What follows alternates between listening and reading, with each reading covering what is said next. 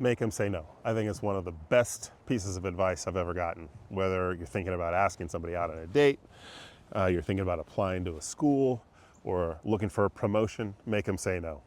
Because it's rarely the case that the result of hearing a no puts you in a worse position than had you not asked at all. And here's, I think, a great example of it.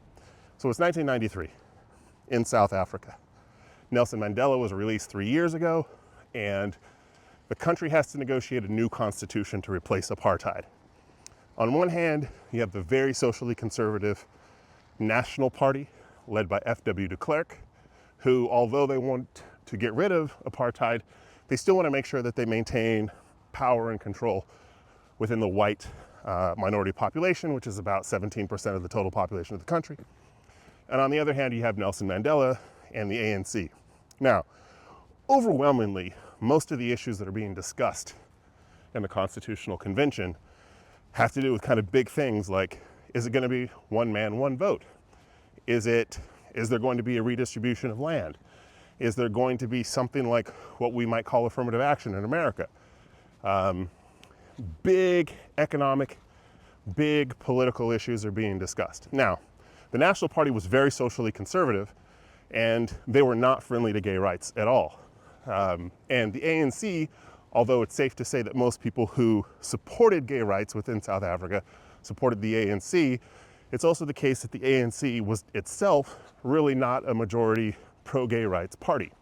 But within one of the committees that was set up to handle the writing of the Constitution, and there were so many issues that there were a lot of kind of separate committees that oftentimes did not have much communication with each other, a group of gay rights advocates decided that they were going to write a gay rights provision.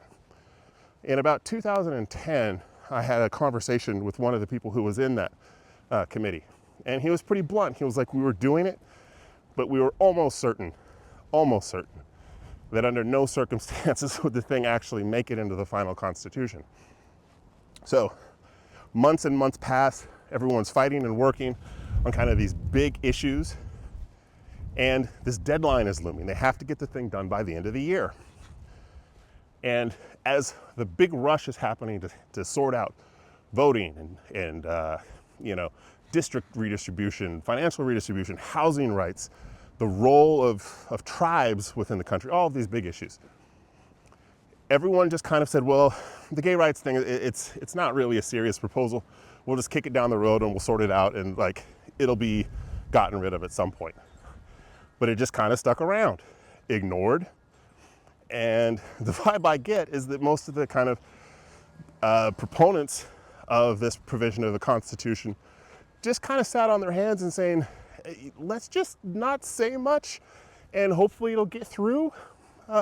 And it did. There was such a rush at the end that there just wasn't time to address it.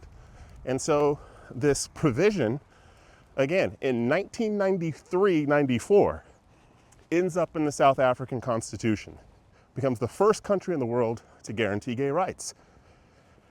15 years before, right? 15 years before California voted down gay marriage. So this is this huge thing, and it was just because there are a couple of people who decided, you know what, let's just try, right? And there's this great thing in soccer, right? I'm a soccer fan. And sometimes when, a game isn't really going your way and you can't figure something out, they always say, just try shit, right? Like dribble at your defender, try an unusual pass, just do something. And a lot of times I think that's true in life, whether in your personal life or in politics or whatever. Just try shit. And in South Africa, in 1993, the defenders and proponents of gay rights, they decided to try shit. And it worked. Decades before most Western countries made gay rights part of their constitution or something that was politically protected, a human right. South Africa did it in a part of the world where most of its neighbors, all of its neighbors, in fact, homosexuality is against the law. Some places within that part of the world, it can get you a death penalty. But a couple of people decided to say, make them say no. And nobody did. And South Africa led the way. I always thought that was a pretty cool story.